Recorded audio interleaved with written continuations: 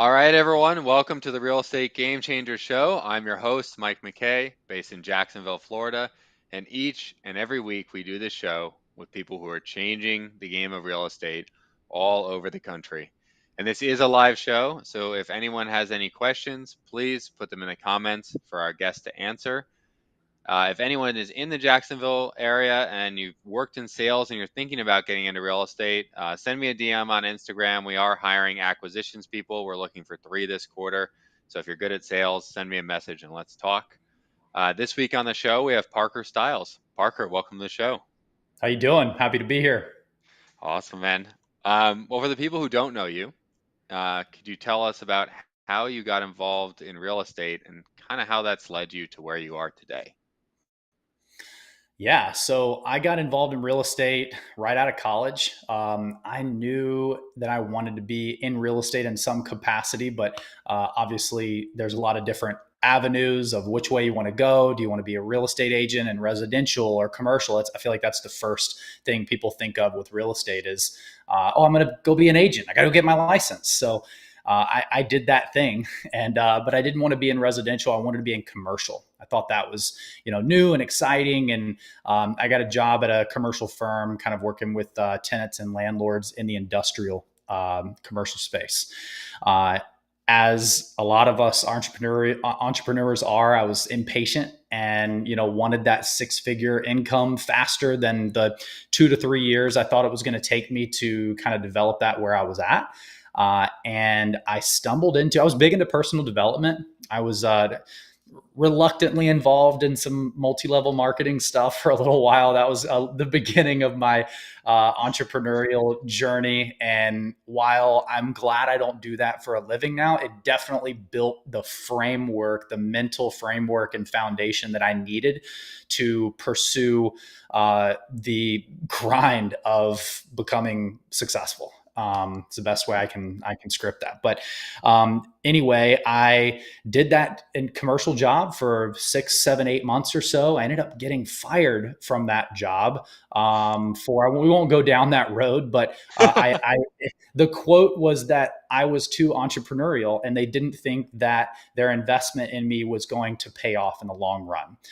Now, I don't know if handwriting yellow letters at my desk from time to time had any thing to do with me getting fired from that job, but maybe it did or didn't.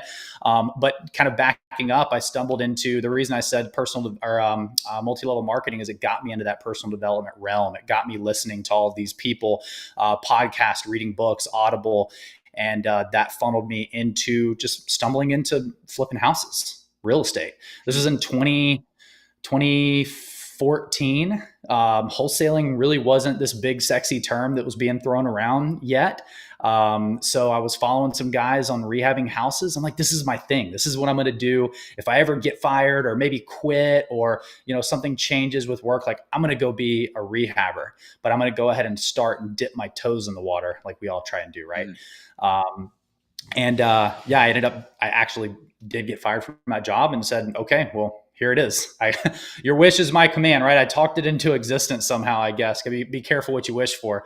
And so from that point on, it was just, spending all day at the house, in my sweatpants and sitting on the couch watching YouTube video after YouTube video, podcast after I was just a sponge absorbing every piece of content that you could think of, and kind of developing a business plan, so to speak. One of the guys I was following, though, Matt Terrio with Epic Real Estate Investing, one of his kind of mottos was learn step A and then do step A. Learn step B and then do step B. Instead of trying to, we've all heard analysis paralysis and you try and learn the whole thing. And, there's all these different ways to do it. And then you just end up doing nothing. So I really didn't want that to be me. And I just wanted to go and start digging in the dirt somewhere and getting traction. And that was what I did. When I got fired, I went back and actually paid some additional money. It definitely wasn't what coaching costs these days. But I did get some one-on-one coaching, and I said, hey, I literally just got fired from my job. This is going to be my thing. Tell me what I need to do to make it happen, and I'll do whatever you say. And so that was kind of the start. That was December of 2014. So was the first deal you did a flip? It was actually a wholesale. I bought it. I'm Okay. sorry. So let's call it a wholesale. It was Mm, a wholesale. Long before that word ever existed. yeah. Yeah. So I went to I got this quick story on that first deal. It took me 8 months, by the way, Mm, to get that first deal. I had talked to hundreds of sellers that did not sound anything like the coaches would tell me these conversations would sound like. They were all FUs and stop mailing me, and this is an insulting offer and all these things. Until one day, the first one called me, and I had this conversation with this gentleman, and he was an older guy in his 80s. It was really like 10 minutes down the road from where I was living, and it was an abandoned house. He said, I've got to tear down, they're saying they're going to tear down this property. They're going to put a lien on it for $15,000 after they tear it down. I grew up in this house. My parents raised me in this house. I asked him why he had it. He said so his cats could go in and out and have somewhere to stay. He didn't actually live there. There was mold from the floor to the ceilings. Place was trashed. I mean, it was incredible. It was first house like this that I had laid eyes on during this journey, and so it was a big deal to me. But I remember what he said on the phone. He said, "If you can figure out how to keep this house from being torn down and not get these memories, essentially taken away from me, I'll practically give it to you." So he said. mm, And that was like the click, like that's what these guys are saying these people are like. So I need to go find more of these people. I said, sir, I don't know how. I hadn't bought a house yet. And now they're tearing it. They're going to tear it down in a week and a half. Long story short, I ended up closing on that house 7 days later. Luckily, it wasn't a super expensive house, so mm. the capital wasn't too much of an issue. But I just brought my resources together. I'd been going to RIA meetings within an hour radius, building my network, finding connections, and I called all the people in those individual connections. Was just like, I got one. What do I do? And I ended up buying it, closing on it, and I was going to rehab it. And then I went to a seminar actually in California that I had already planned. It was that one of my coach was doing this, Matt Terrio in California. And I met this guy, and he was like, why don't you try and wholesale it? I didn't even know what that was. I'm like, how do you do that? Like, I already bought it. I'm going to rehab it. And he's like, well, go see if somebody else will go buy it. How much do you think you're going to make on the rehab? And I was like, maybe $40,000 or so. And he's like, well, what if you could make 20 grand now without doing anything? Would you take that? I was like, sure, definitely. I said, but nobody's going to pay anything more than I paid for it. I ran my numbers, and I've got these, spreadsheets and formulas, and like, why would anybody pay more than what I paid? And he's like, why are you negotiating for somebody that's not you? So that's a good point. So went back home. I called some people. I put it on Craigslist, and I had that thing sold in 2 weeks, and it was like $17,000 in my checking account. That was the first paycheck. It was the first like, all right, this is real. Game on. Let's go. Gotcha. So did you jump only into wholesaling after that, or you kind of still going down the rehab route? I actually didn't. I stayed rehabbing for the next, I don't know, 2 years. There were a couple wholesales trickled in, but I definitely wasn't building that business model. I wanted the before and after pictures. That's all I can say. I don't know why, Mm. but apparently that's why I was going through all the stress from contractors taking advantage of me and opening up walls and finding $20,000 more in repairs and all these things as to be the HGTV star for some reason, Yeah. at So least in what the is beginning. so what does your business look like today? Today we're in a few different markets. So I pulled at that meetup, or at that kind of seminar that I mentioned before, I had discovered virtual wholesaling. In And 24 so in 2014 or 2015? 20, Wow. 2014, this guy was talking Huh. about how he was flipping houses, toes in the sand, not going into any of them. And he wasn't in any of his markets. And I was like, this Huh. sounds pretty cool. I can do this alongside my rehabbing of houses in Atlanta. And kind of fast forward, I set that up. I liked that business because it forced me to delegate. I couldn't do it Mm. all myself, and I Because knew, you weren't there. Is that exactly. So I was going to okay? pick a market And I found Mm, there was a data guy there, and I asked him after the event. I said, "Hey, I want to do this. Where do I need to go to do this? Where's the best place to do it?" And he could have like closed his eyes and picked somewhere on a map, or actually looked at a bunch of data. I don't know, but it landed on Knoxville, Tennessee, or Charleston, South Carolina. And I said, Charleston sounds like a more fun place to visit. So let's do that. There was like no real research that went into it. Maybe I got a little lucky there and picked a good place, because we're still in Charleston, and it's probably our heftiest market that we mm, have. And so Charleston, South Carolina, I had to kind of pull out of Atlanta because all my time and money was going into that. About a year and a half later, I was doing a couple deals a month and had the system and the people. Had made a bunch of mistakes there as far as hiring and firing and finding right butt, right seat type of deal. mm, And then once I got that, I copy and pasted what we had and I put it in Atlanta. And then for a few years, we scaled up mm, Atlanta and Charleston together. A couple of years later, we bolted on Columbia, South Carolina, which is about 2 hours from Charleston. So it was kind of plug and play there, not a whole lot of differences. And then we ended up bolting on Charlotte, North Carolina. So Atlanta, Charleston, Columbia, and Charlotte are kind of our markets today. We're mm, primarily in South Carolina, and then I would say Atlanta and Charlotte tail end behind it. mm, And we are a full scale wholesale shop that is the fundamental kind of baseline business. And mhm, then we've adopted exit strategies over the years to capitalize in other ways on those deals. So imagine a conveyor belt of off-market opportunities coming across your desk on a weekly basis. And then mhm, we wholesale to create cash, feed the machine, pay the team, keep the lights on, et cetera, find opportunities. And then we utilize rental properties. We have a private mortgage company for long-term notes. We have a short-term hard money company, and just kind of funnel that stuff in for passive income. It's all about trading the active gains into passive streams for us. mm. And how are you deciding when something is, hey, I'm just going to wholesale this one, or oh, we're going to renovate this one, or we're going to buy this cash and do a private mortgage on it? Like, how do you decide which strategy to go with on each deal? For a while, it was spending hours looking at the deal and wasting a ton of time going through different scenarios because I didn't really know. I think the best advice I've gotten in this business is SOP everything out, Mm, track it, write it out, make a process, and then give it to somebody to implement and take control over. And so one of those processes in regard to your question is, how do we make decisions on what goes where? What entity is going to be buying it and what's the exit strategy going to be? And so we just kind of wrote these things out as far as, if the wholesale is going to be X, then what could we get by wholetailing it? What could we get by rehabbing it? If that's a mm, certain multiple of the wholesale number, for example, if we could rehab it and make 2.5x plus what the wholesale fee was going to be, we're going to take it down and rehab it.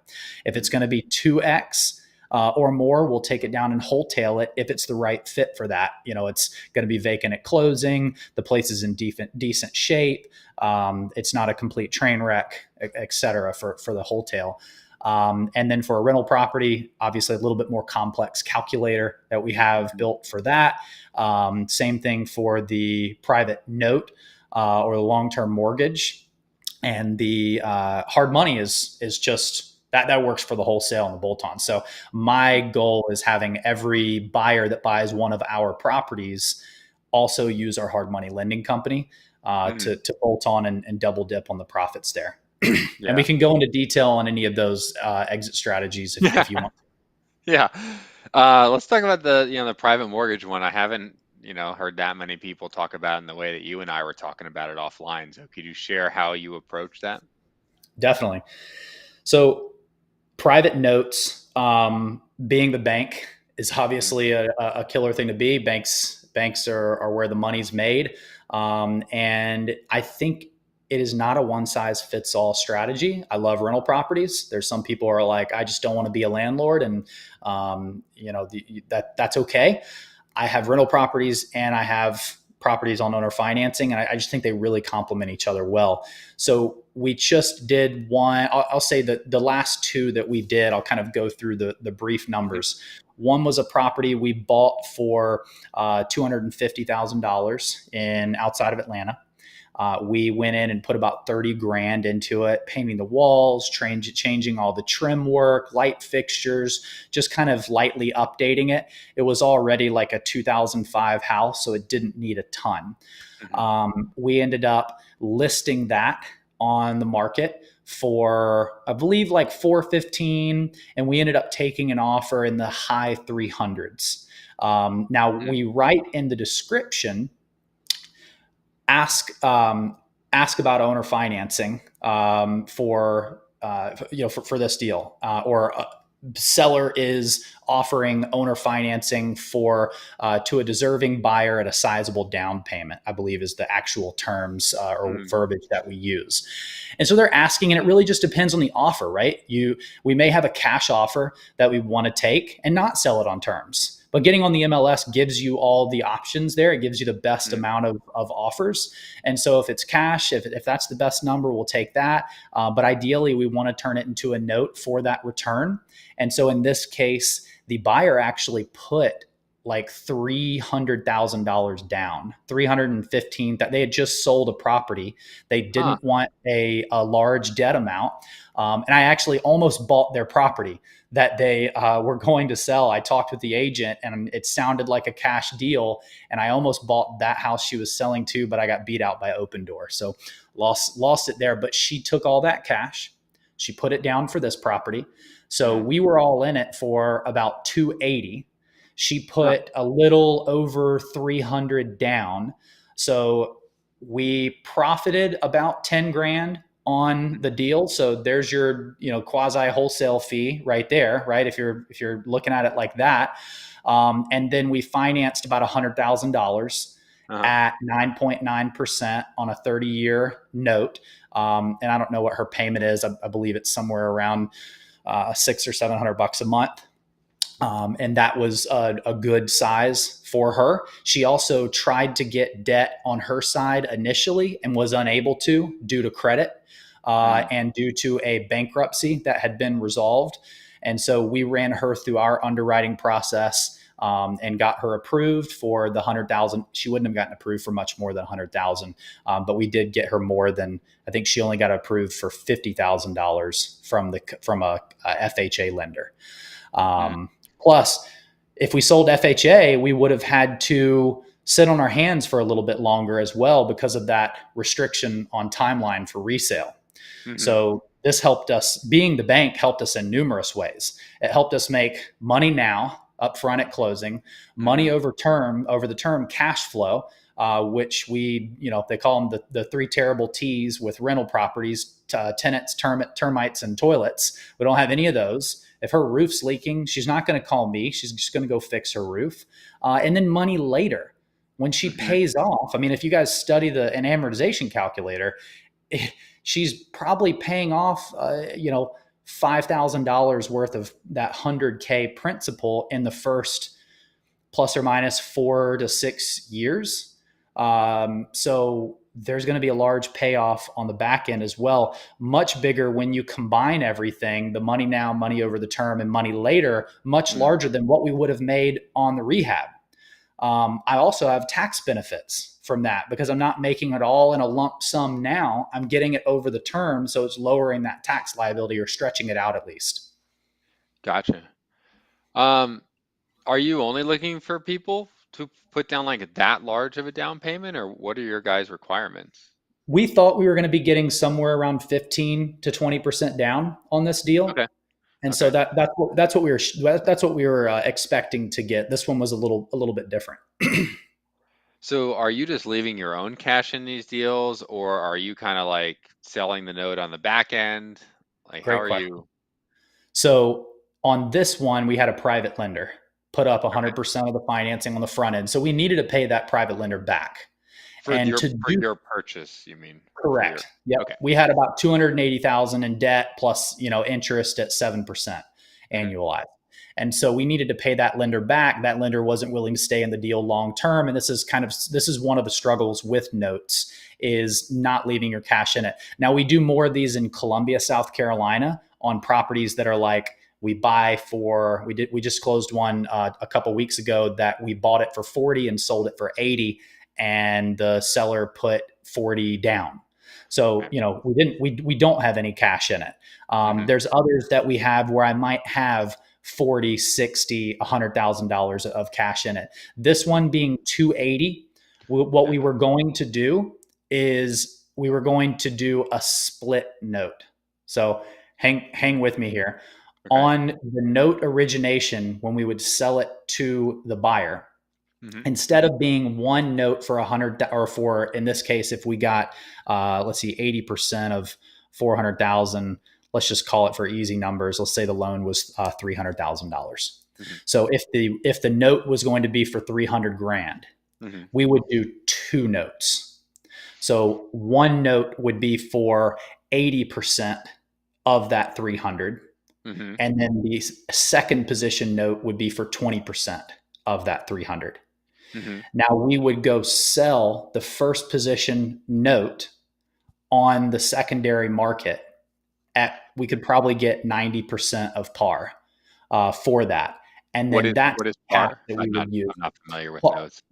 face So like value of the of note. the, let's say it was 250, that math is wrong, but Yep. 90% of 250, if the loan Yep. amount was 250. So we'd Okay. be getting like $225,000 there, and then on top of the down payment and the other monies that came in. So we would use that cash to pay off the lender, and then we would get to hold that second position note, which was still about $450 a month, because it's Mm, still they're both 9.9%.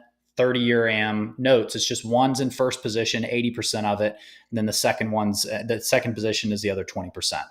The reason why I like the split note, there's a little bit more steps to it, but you get cash flow immediately from day one. The mm. other way to do that, to get cash back, would be selling a partial. So if you created that one note for $300,000, you could go to the secondary note buyer's market, and Mhm. you wouldn't sell the whole note because you're trying to keep the cash flow. You'd sell maybe 5 years of payments for Ah. $280,000. You'd have to run a future value calculation and find out how many months of this, that would probably be like $2,100 a month. How many months of $2,100 a month payments do I have to sell to get $280,000 from an investor? If that ends up being 68 months, then you would do paperwork to sell 68 months of payments. The ACH would go to that note buyer instead of myself. And then on month 69, I still have 25 years left of payments on that mortgage, and I got all my money out of it. So imagine Hmm. stacking these up as you go down the line, and you've got, yes, it's not money now, but you get all your cash back out of the deal. You sold 5 or 6 years of payments of a 30-year term, and then all of a sudden down the road they start kicking in, and you start getting these paychecks from these notes that you still are first position on. What do they like? They must want some kind of like discount on it or some kind of return though, right? When you're selling those first 5 years of That's payments. So what's typical? I have no idea about notes. 8%, 9%. It Like, really depends okay. on the asset. So that's one of the factors that's one of the main factors you're calculating in on your calculation to find out how many payments you need to sell. If the investor wants 9%, then you might have to sell 80 months of payments. If they wanted 7%, if they're okay with a 7% return, you might get away with only selling them 65 payments. Hmm.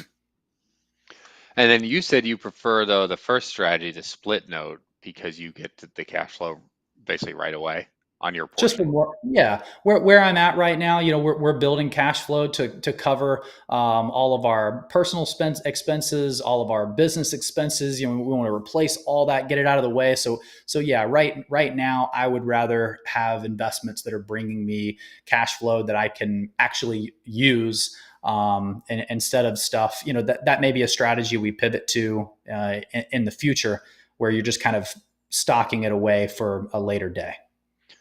Got it. So typically, except on the cheaper homes, right? Typically, you're utilizing one of these strategies so that you can get your money back and then go do it again. Exactly. Got it. Yep. Okay. So on the other Interesting. one in South Carolina, bought it for 40, sold it for 80, a little bit simpler. Yeah. The seller put $40,000 down. I'm sorry, the buyer put $40,000 down. So that gave me my money back for my purchase price. Hmm. So now I'm in it for about $11,000 because I Yeah. had to pay commissions to my team, commissions to the real estate agent. There's some payroll and stuff that need to be paid that was associated with that deal. So that was about $11,000. So that's my money in on that, and then I'm getting about $356 a month Hmm. in principal and interest cash flow, which is an incredible cash on cash return. And when the payoff occurs, uh, for a long time, it's still going to be around $40,000 because Yeah. on a 30-year AM, payment or debt at 9.9% with that amount of principal, it's not going to change much. Hmm. And then, what is that typically the rate that you're putting on these notes, about 9.9%? I've got a 7.5. I've got an 8.5. I've got some nines, lower nines, and then the rest are 9.9. Usually it's 9.9. It honestly, I don't know why this is, but it was a little bit more difficult to get 9.9% after rates went up. Before, it was such an Huh. arbitrage, and I was like, why would it be more difficult now? But at the end of the day, like, you're providing a service for people to get home ownership and have debt that might not be getting approved for debt elsewhere, or Mm. might take an incredible long time to do so. This enabled this lady to beat out other buyers that were Mm. competing for this deal. So it brought her up to the top of the list as well, as far as seniority for the deal. And I don't have a prepayment penalty. They can go refinance me out in a few years if they're building credit. And we had one payoff yesterday, and it's nice when they pay off. It's it's windfall of cash, and you get to put it back to work. Yeah. And then most of these buyers, you're just putting it on the MLS. They're just coming through that way. Craigslist is good for the cheaper properties. Okay. MLS is better for the more expensive properties. A sign in the yard that says seller will finance, no bank qual for qualification is killer for all of them.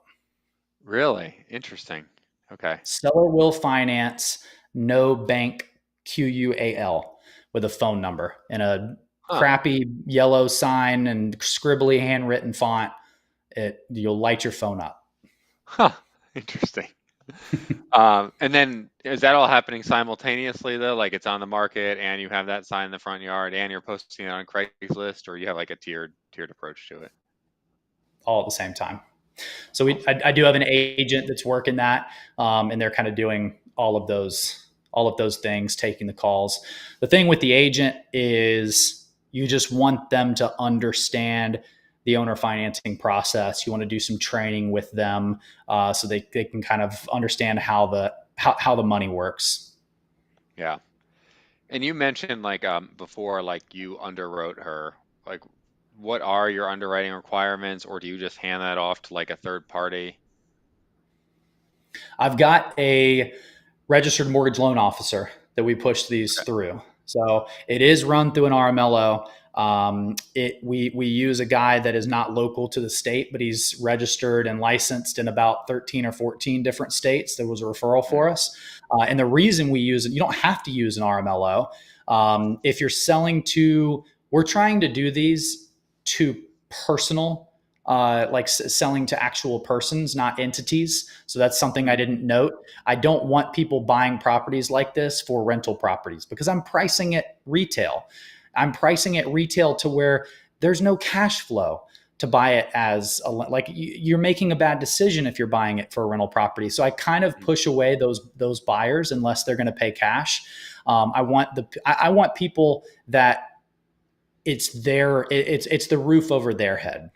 Mm, That has the least amount of defaults. I follow a guy that has a bunch of these, and the one default he's ever had was the one investor he ever sold one of these properties to. So I'm not saying that's going to be every case, but you definitely think about it differently when it's the roof over your head versus a roof over your tenant's head, and times get tough, and you don't want to make your mortgage payment.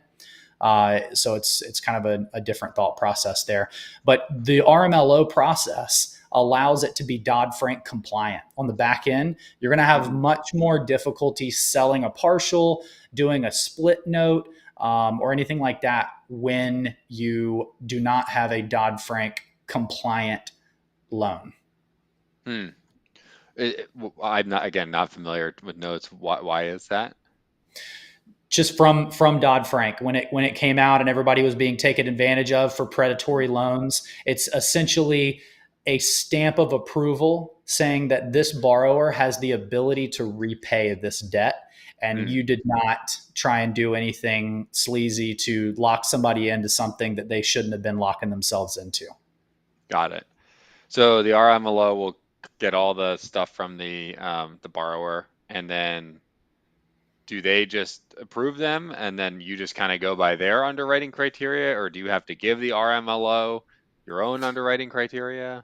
I'm underwriting the property, and then they're underwriting the borrower 100%. So I'm going off their Got it. underwriting 100%, because they're agreeing to make the payments. I'm underwriting as far as my loan to values and things like that, to where if I have to take the house back, it's going to be an okay scenario for me. Mm, Arguably, it's going to be a better scenario for me, but yep. we don't want that to happen. We want them to repay their debt, and then we want somebody else checking a box that says, hey, based on their income, their credit, their stated, that sometimes when credit is low, they ask for other sources of income. They might ask for bill receipts, Netflix, car payments. They want to see a year, of good history of payments. Mm, It's still some sort of a process. So a little hack here is on the purchase agreement for these. You want to include that earnest money is non-refundable once they have decided to buy the property and they agree to move forward with the underwriting process, and time is of the essence. So earnest money is refundable if they do not get approved. So that is the only, once they sign a contract with me, the only way that they get their earnest money back is if they do not get approved by my RMLO, and mhm. if I decide not to sell the deal to them. Got it. Got it. Because yeah, it's similar. You don't want people not cooperating just to get We out had of. some before Yeah. that were just like, this is too complicated. I don't want to do this anymore. And it's way less complicated and way Yeah. faster than if they tried to go through a bank and provide blood samples and this, that, and the other. But still, when they have low credit, which most of these buyers do have low credit, otherwise they wouldn't be talking to you for private debt in the first place. They have to verify income in some creative ways for it to be Mm, Dodd-Frank compliant.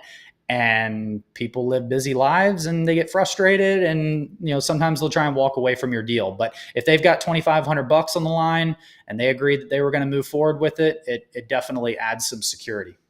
yeah, for sure. And then Yeah. you were mentioning before, like, obviously you bring in the deal on the kind of the wholesale side of the business. I know you said if you can make 2.5 times flipping it, you'll do that. And then did you say it was 2 times if you're wholesaling it? 2x for the wholesale. Yeah. No. And in your guys' So if world, is we're the wholesale cleaning it up, or is it like just throwing it on the market literally the way you bought it with maybe sending a cleaning person over there? I was just having this conversation with somebody yesterday. This guy was saying a wholesale for him is 10 grand or less in spend. A wholesale for me is, we're not really doing anything other than, we might junk it out and do a professional cleaning crew and then take good pictures, but we're not improving the property. If we're improving the property, I think it's a rehab. Might be a little one, but it's, you're still rehabbing the property. Mm. So Even a that's kind paint of how job, or yeah. like a paint Yeah, so job, the rehab. if I'm not having to Yeah. bring in contractors and, do all that stuff, then like I'm cool with just 2xing the exposure there, the profitability for the increased exposure. Yeah. How did you guys decide on those numbers or those ratios? Maybe not the best answer, but just from experience doing rehabs and seeing how long stuff can take, and then doing some wholesales and seeing how, wow, that didn't turn out the way I thought it was going to. And so, just under like, what type of numbers do I want to see to go into this, to go on title, to get with insurance, to turn on utilities, to all the stuff. So there's just inherent more risk when it comes to going on title with a property, and that's okay if you're set up for that and are buying right. So that's what it all comes down to is, hey, if we're going to wholesale this, cool, but you need to go back and get a $10,000 price reduction to our Mm, sales team. yeah, gotcha. And then you're in the four different markets, I think you said. So are you running that virtually in the sense that like your sales team is where you are, or do you have salespeople on the ground in every market? They're on the ground in all but Atlanta, but Mm, mostly majority Charleston. Going forward, all of my hires will be in Charleston. And I like that area. It kind of has become one of my hubs. I've got a guy in Columbia. I've got most of my guys in Charleston. I have a couple guys in Charlotte because we actually opened a brick and mortar office there that we're in the process of shutting down now. We can go into that if you want to. But and then sure. my head of operations is in Atlanta, but no salespeople. So they're kind of scattered out because we've been hip hopping around. But we are very centralized on communication with Zoom and other tools, that we use for getting stuff done. Yeah. Um, I'm yeah, in let's talk about, Athens, Georgia, by the way. yeah, So, okay. Yeah. yeah, so I forgot to mention that. I'm about That's an hour and a half east of Atlanta. Hmm. So I didn't really want to do anything in my market. I specifically, I don't know. I like the idea of not doing any work where I live. Maybe I'm Mm, missing out. There's flippers around me. There's stuff happening all over. Maybe I should have my hand in that bucket, but I kind of like not having the excuse or the need to have to go check on a rental property or go make sure a rehab's being. And I know that even if I had people for it, if I was here, I'd get sucked into it. And so I'm kind of like insulating myself with hours of drive time. And like, if I have to go there, it's a damn good reason. yeah. So, yeah, let's talk about the not was in Charleston. You said somewhere you shut down Charlotte. You shut down a Yeah. brick and mortar office. Like, what made you decide to open one, and then what made you decide to close it? I loved the aspect of W-2 team leads and how much more you can get out of someone in an office when you Mm, have a manager there working the office, the transfer of communication and the flow of education from one person to the next, and just the overall hype and the energy. And like, I'd see all these guys Facebook feeds of like, spitting the money machine out and spinning the wheel and playing ping pong. And I'm like, that's cool. One, two, I don't want an office where I'm at. So I'm not going to be at this office. So I'm going to have the right person to run that office. mm, Uh, Rewind a couple years ago, I hired a guy as a full time recruiter for our sales team. We hired like mm. 50 something acquisitions agents in about Fi- 8 or 9 months. It was a 5-0. high 50. It was a high revol. It was a messy revolving door, loud experience. We were following a certain model that I do believe works in an office, but we were trying to do it virtually, hiring a bunch of Mm, people, getting them on the dialer. They'd have tier one, tier two, tier three agents. As they moved up and graduated through the ranks, they got access to different, type of leads, direct mail, PPC, etc. And we were running group interviews on Indeed a couple times a week with like 8 to 15 people on them, and it was a whole thing. But we ended up saying this guy that was the recruiter would be a great fit to run the office, because he kept telling me also, he's like, he ran a 500 seat call floor, had a lot of experience hiring and firing. And over that year period of doing this heavy recruiting model, he was like, dude, if you can get me an office, I can get my hands around these guys' necks and to get more out of them. Cause he was having people not show up to work and not calling on the dialer, not doing, it's frustrating when you're trying to get somebody to do something and they say they're going to do it and you're 2 hours away from them and they're Zooming you in their bedroom. And, it's tough to get a lot of juice out of the squeeze. So mm, maybe that when they're new and maybe the culture's not, a super right fit for them yet. We were still figuring a lot of stuff out with all of this. And I was like, maybe the office is the answer. So he was in Charlotte. We ended up getting an office in Charlotte. I said, let's give this a go. We hired some people, put them in the office, and went about a year. And I learned a lot from that. And I wouldn't take it back. And I met some great people. And that guy that ran the office, he ended up, in my opinion, maybe not being the right fit to run that office, but I didn't want to be the one there running the office either. So but he's my GM now, and he's the most amazing fit for the tweaked specific role that he's doing now virtually. But mm-hmm, we didn't need an office for him to be the GM of the company. And all the people that were in the office, they were cool working from home. So it's just kind of a pivot that we're making to mm, have these people work from home, go back to what we know.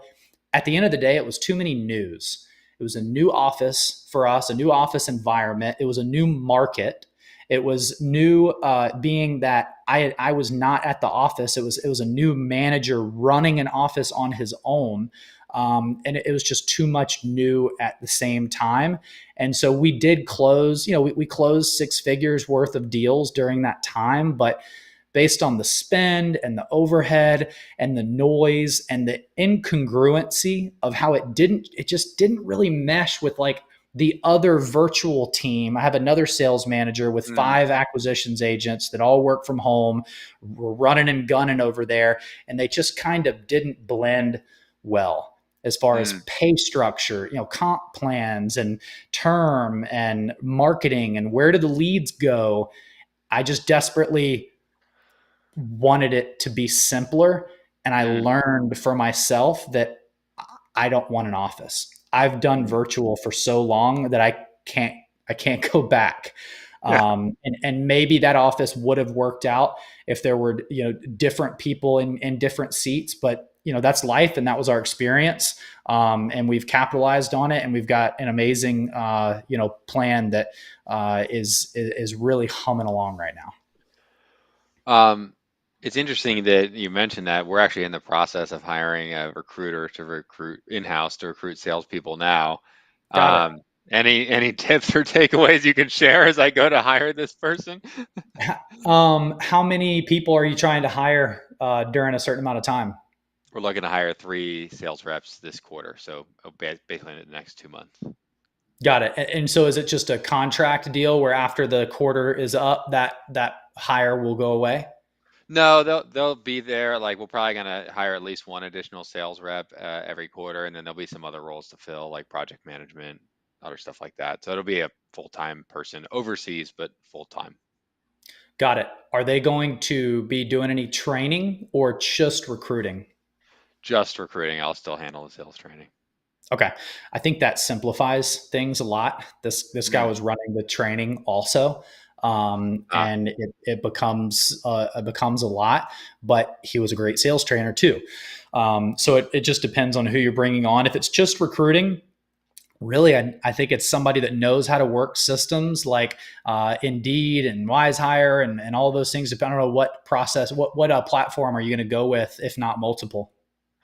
Well, we have a lot of stuff up on Indeed now. We're just not getting enough of the quality that I want from there. So actually, the purpose of this role is like this person's gonna build an outbound recruiting strategy, Ah, as well as handle obviously the stuff where initial screenings that come from Indeed. that's cool. No, I'd like to hear from you on the outbound stuff, how that works. We really just pressed the button pretty hard on Indeed Mm, with spend and kind of played there was a couple workaround tricks with Indeed for cost per going the cost per click way instead of doing the pay per application way. And we do like multiple ads in different cities, and there were some little hacks with Indeed specifically that we were doing. But we did over time, they closed some of those loopholes, and we did okay, see. I was about to ask exactly what they Yeah, were. yeah. So sorry for hyping that up there and then letting you down. But we saw the same thing as you. Kind of quality did decrease a little bit, and we were going back to the application route and then just rejecting a bunch of those Mm, applications. But they're out there with recruiting. I mean, you probably would agree. It's hire sales first and teach them real estate hmm. versus the other way Yeah, around. yeah. And I think if that's the main thing, and it's a culture fit. I love the aspect of like multiple round interviews with different people on your team. Hmm. And so, maybe it's a Zoom call first, then it's a more formal interview with maybe someone higher up, if not yourself. And then before they get hired, it's going and getting a couple beers with some of the team members. If you're local Ah, or have that ability, the people we hired in the office, we had them come in and hang out at the office, and then they might go down and get a snack or something, and just kind of like informal. There was not like the hiring manager was not present. They got to ask questions to the team, mm. to someone that was on their level playing field, and they would basically come back to me or come back to my now GM and say, like, do they think this is they're a good culture fit for our team or not? The other, you mean the other employees who were hanging out with them would come Correct. back and interesting. Some Huh. people are just great interviewers and they can Yeah. trick us. Yeah. So that can sniff it out sometimes. Yeah. What so your sales team now, it's all virtual. Um We like do how go have you on some in-person you appointments. do? Okay. So, oh, virtual gets tossed around a lot. Yeah. And so the way that we're set up is we are in virtual satellite markets. I Hmm. am not there, so I call it virtual because it screens all day for me, but I do have boots on the ground, and I would say we're 85-15 as far as phone appointments to in-person appointments. 85 being phone or Mm-hmm. got it. We're pushing, and we've gone back and forth. I used to do all in-person appointments. I've done all Mm, phone appointments, and now we just push. Like, if you have a good conversation and you're within 45 minutes, go drive to their house, go shake a hand, go make eye contact. yeah. Because we've proven now to the agents that we have, they know they're going to get a better conversion rate. They know they're going to get deeper discounts on the property, and they know they're going to build better rapport with the seller. Yeah. So I got a guy who we call him Mr. Sweet Tea. He'll go out and he's brought a jug of sweet tea, and he'll just go sit on a porch step with an old lady and share a glass for like 2 hours talking about life, and come home with the contract. It's just this deep level rapport. Wow. Huh. So, I've got I've got one guy that went to this lady's house, realized that she was a dragonfly fanatic, and older lady, probably in her 70s, dragonfly fanatic. He came back the next morning. She had to leave. He said he'd come back to bring the contract. He went to Hobby Lobby and bought a nice box that was like kind of the size of a piece of paper, and it had this crystal dragonfly on the front of it. And he delivered the contract in this $5 huh. box to this lady, and she just like he said she cried, like flipped, like immediate signature. Just you can't do that stuff over the phone. So I'm not saying we're Yeah. doing that at every appointment. Those are some of the cool stories, but it definitely gives you that ability to go multiple layers deeper when you Mm, are in person. Some of the drawbacks is if you're trying to run real volume, it could hold you back there. mm. But I think that's less of an excuse than people try and make it seem sometimes, because there's high volume guys doing in person. You just got to set it up right. Yeah. What's your expectation right now of like your acquisitions reps? Like what do they need to do every single day? Or what is your sales manager's expectation of them? Yeah. In the morning, they're waking up and getting their day started. I expect them to kind of get their day started, or I'm not monitoring them in their house on cameras, but 8:30 or so, kind of getting ready, getting prepared. Maybe reading a book. We've got a book club with Mm, we have a book club chat that my sales manager runs. A lot of our guys and girl that we have are in girls are into fitness, and so we've got like a fitness workout chat where they're sharing PRs and stuff like that, so that the culture is a big piece to this communication about stuff that's not just work related. And so that's the morning. We stress morning routines, whatever it is mm, for you. Just have one, because doing something consistent at the beginning of each day is just scientifically proven to get you off to a better start. mm-hmm. Um, at 9 o'clock, we kind of call that our power hour. From 9 to 10 is time to be on the phones. It's just a determined time of great conversion rates, Yeah. of answer rates. And so from 9 to 10, we do that. 10-10 every day is our huddle. So our sales manager, if it's on Monday, we run our weekly review call. It's about 30 minutes where we go Mm, through all of our metrics from yesterday. We go through our contracts that were signed last week, our contracts that our dispo coordinator put in escrow last week, how much revenue was closed last week, any announcements from any team members, and then we break for the huddle right after that. And then every day after at 10:10 is the sales manager huddle, where they're running through their scorecard. We kind of gamified it. So they've got a mm. scorecard that tracks their text, phone calls, offers made, appointments set, contracts signed, a couple other different things. They've got a running, like how much do they have in escrow? How much have they closed this month? There's a daily, like a yesterday's number. And then under it is a month to date that keeps updating. So we see like Ah, who's, and so we gamified it by its ranked. So each one of those metrics for calls made, dialer attempts made, offers made, things like that, they all have certain point values. huh. And that works into a formula where it gives them an effort metric score for yesterday. Oh, And so then we have the wow. conditional terms set on Excel where I have a standard of 50. And it's if they score 50 or higher, it turns green. If they're under 50, it turns red. Nobody likes to see red. So they're kind of Ah, competing there. And then it also ranks them 1 through 6. So whoever has the highest score, like they're competing for that top spot, as far as the effort metric score. So that's kind of how we go through those initial ones, and then we cover offers made yesterday, and then appointments and offers that are scheduled for today. And my sales manager's pulling up Google Street View and Zillow and comps, and we have an offer approval process that they have to submit pieces of information for him to kind of give that stamp of approval on the offer, and then it goes out and we break. Usually is about an hour call. gotcha. And what are you expecting your reps to bring in like per month in terms of like deals or contracts? I want them being somewhere that this is low in the world of wholesaling. I'll admit, and it's something we're working on. But like I want a guy's closing at least 20 deals a year. If it's under 20 closings a year, Uh, then we're having conversations, and they may not be the right fit. But we do about 100 deals a year. So between the agents that we have, probably pushing like 120 or so, I would say would be where we come out this year, if I had mm, to guess. And 3 contracts on average a month. Hmm.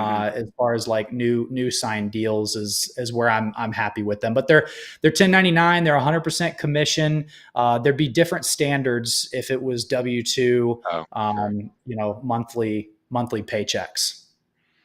But Gotcha. we have a I guess for the revenue they get bonused at 40K. That's kind of the teeter point. So if they Okay. close under 40K, they get 12% of whatever revenue they close Is that per deal? Is that per deal. per If deal? they Okay. close 40 grand or more in a month, or 120 grand or more in a calendar quarter, we give them the opportunity to catch it up in a quarter. We'll Hmm. back pay a bonus of an additional 5% for all of that revenue created. So if they have a crappy January and just do one deal for 25 grand, they're going to get 12%.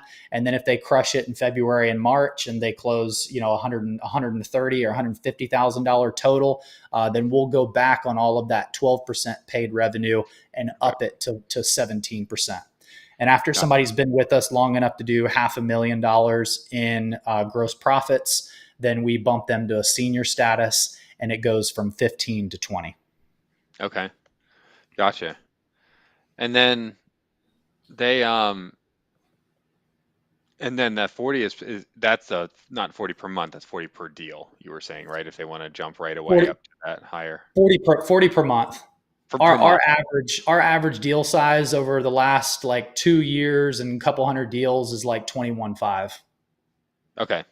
Got like regardless if it's a wholesale or a wholesale or whatever, it just that's the average number.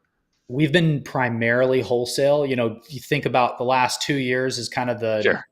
the time of the hedge funds, and so we Sure. were wholesaling a lot of stuff, just taking those rips to the hedge funds. Now that interest rates have gone way up as of last year, we kind of started building those contractor relationships again to go take more stuff down, do some rehabs, have some wholesales in there, things like that. So also, I believe thrown in that number is phantom profit.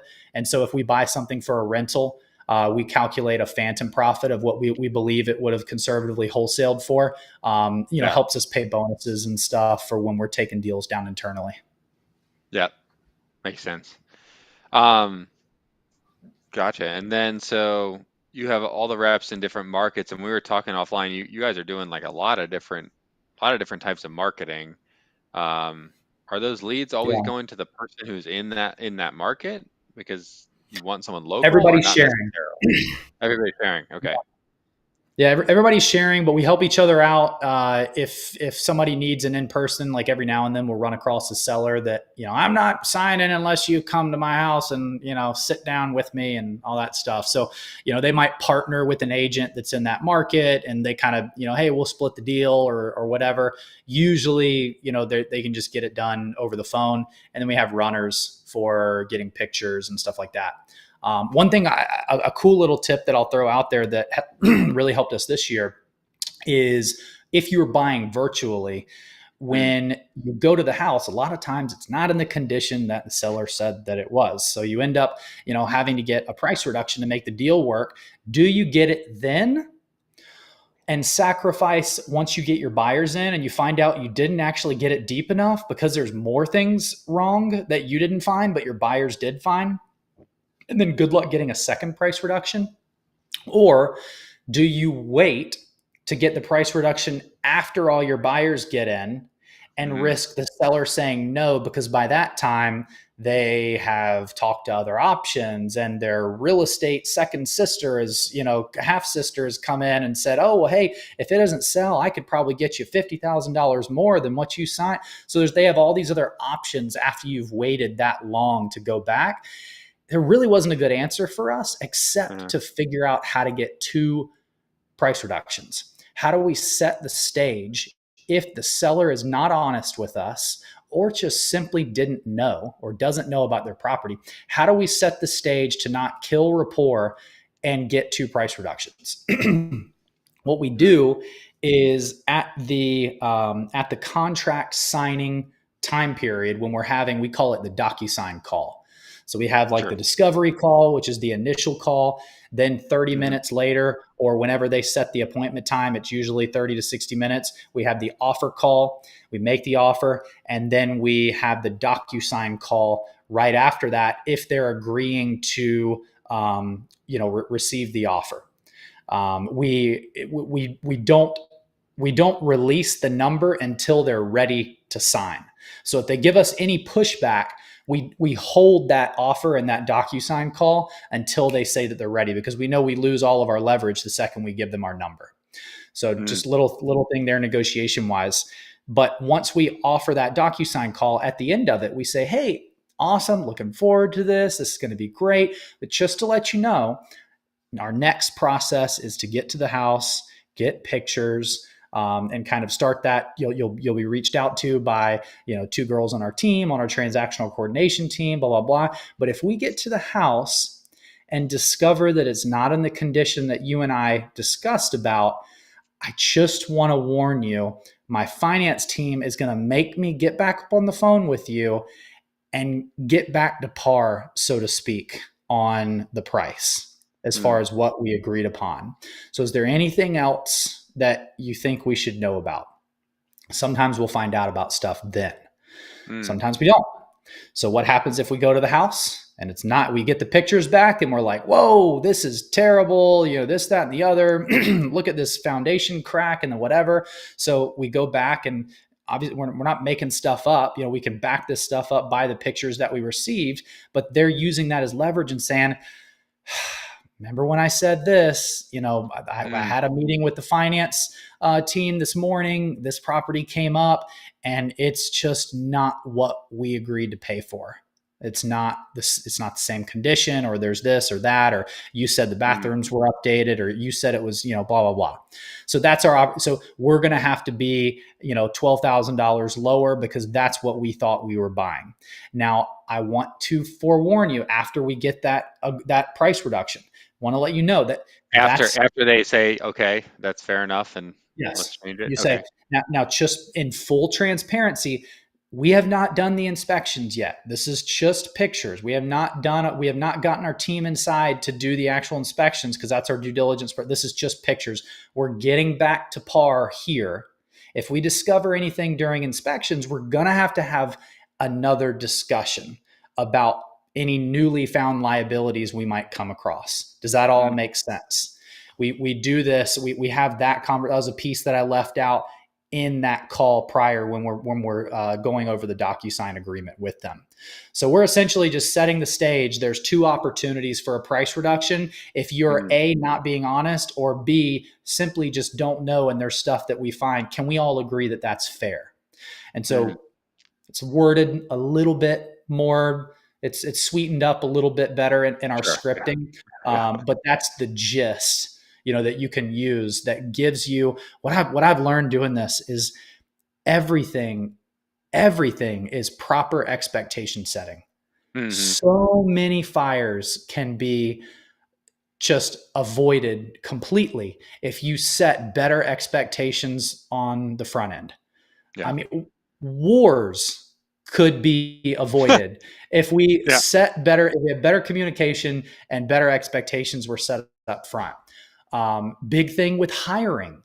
It is very Mm. hard to get somebody to do something that they didn't think they were initially hiring for, or signing up for, when it comes to an acquisitions agent, or an operations manager, and different responsibilities you're wanting to give them. Like if you tell them all that up front, they will just run through brick walls doing all those things. But the second you change it up and you add something else, you might get you might ruffle some feathers. So it's all about being clear, upfront expectation setting.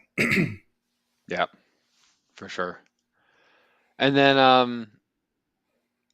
how are you guys running your dispositions, being in so many different markets? we I had my head of operations she used to be my admin. Then she Hmm. started kind of doing some dispo for me. Then she started taking over TC. Then I hired a TC VA, for her, and we got to about 30 files at one time. And this was last summer, and she called me crying one day, like, I can't do it anymore. I can't do both. She said, I need you to convince me not to quit because I'm just burned out. I can't do this many. So it was improper communication on my end. That was proof that I should have communicated better, and we should have, had a closer tie on that. But that was the moment where I was like, all right, I need a dispositions coordinator. Like, I didn't want to do it, but I got to do it now. So we very quickly went out and recruited and found somebody who we believe is a great fit. They've been with us for about 7-8 months now. He's rocking and rolling. He does a lot of investor lift. We have a lieutenant account with investor lift, and that's a big piece to his SOP. We have great email lists from just contacts that I've built over the years in Charleston, Atlanta, and Columbia. So we kind of have twofold. Like, we're using investor lift to funnel it out to people that are not on our organic list. And Mm-hmm. then we are adding people by the week, usually around 12 new unique buyers a week, adding to our organic list coming from investor lift. And now that dispositions coordinator, he actually has we call him Dispo Dave.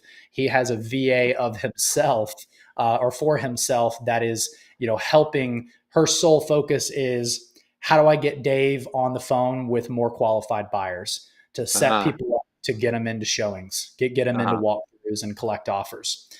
So we've got a whole dashboard created in Excel. We call it the Dispo dashboard. We just found it was a lot easier to organize stuff there than Excel. So all of the real-time stuff is on the Dispo dashboard, as far as property address, exit strategy, how many times has the flyers gone out, what's the under contract price, what's the last marketed price, how many buyer inquiries do you have, and then you click on a hyperlink and go to a tab that's specific for that property, and then you'll see Uh-huh. all the buyer inquiries and like their offers, and have they viewed it or have they not viewed it, are they no longer interested, and stuff like that. And then the Podio platform is used for, like, once we choose a buyer, all the data that we want to save for long-term historical purposes.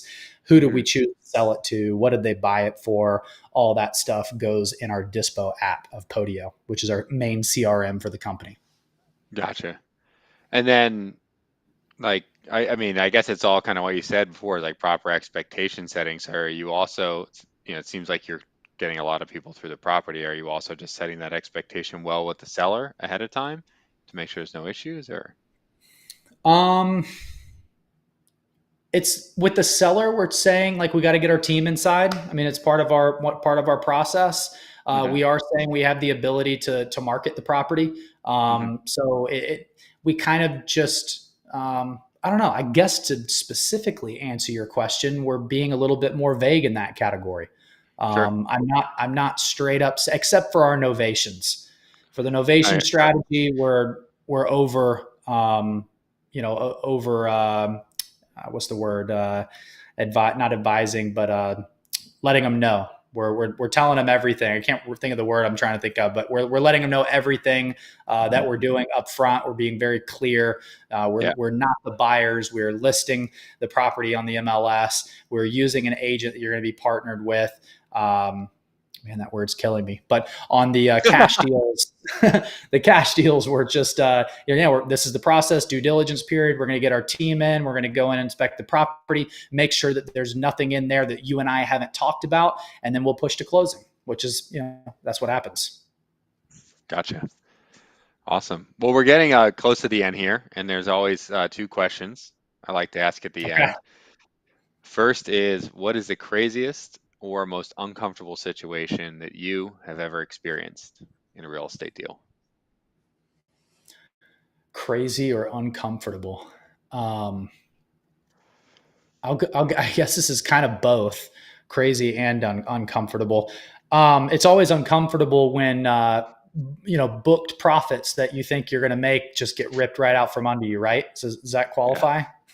Yeah. So, we have a deal right now where it was about a $30,000 wholesale fee. It's in South Carolina. Property is on Johns Island. It's known for having very old air property, like air owned property passed down from Mm, different multiple generations. Very, no survey slash very old surveys. So the mm, lot lines are really mixed up.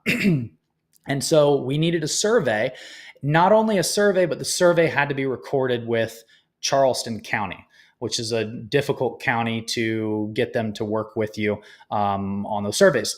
That ended up taking us, that pushed a closing that was supposed to be 2 weeks to make 30 grand out to, gosh, about 5 months oh my to get God. it, just to get this, and we had to pay for it. So I had to pay like $3,000 for this survey to get done and filed with the county. We are finally, getting it. Finally getting it. We got it approved. We got it filed. At first, they came back and they're like, "Oh, we need you to make these changes and edits and this, that, and the other." But we got it done, and we were like, I don't know, 5-6 days away from closing. Yeah. The other heir to the property died. Ah, yeah, So that triggered probate. yeah. And so probate could be another 3, plus months. It's not a super complicated one, but still you're like, almost there, gone. What happens a couple weekends later? I'm going to let you guess. Another air? No, No. one more guess. Uh, I don't know. I don't know. The That's always house common. burned, it Oh burned my down. God. The house burned down. How do you win? So we had, I'll throw this little hack out there. We have in our contract a stipulation that says if there is a total loss of the property or an insurance claim on the property, we have the ability to take over the insurance claim proceeds, as long as there is an overage on top of what we originally agreed to pay the seller. This actually made me about double and one and a half times the assignment fee what it was going to be Mm, when another house burned down last summer, like another week before closing. And instead of making like a $21,000 assignment fee, we made like 35 from the insurance proceeds. So cool little thing there. I didn't even know I had it in my contract for like 5, 6, 7 years. Didn't even know it was there. And then the house burned down, and I was like, wait a minute, don't I have something in there that says something about casualty or loss? And I did a bunch of huh. research and figured out it worked. So that property, I mean, I don't know if that's going to work out, because we did just hear back that the max payout would actually be less than what they or what we were going to pay them for their purchase price. So Sure. I don't know how that one's going to work, but I know I need to figure out at least how to get my $3,000 paid for somehow for Sure. the survey, or I may be out on that.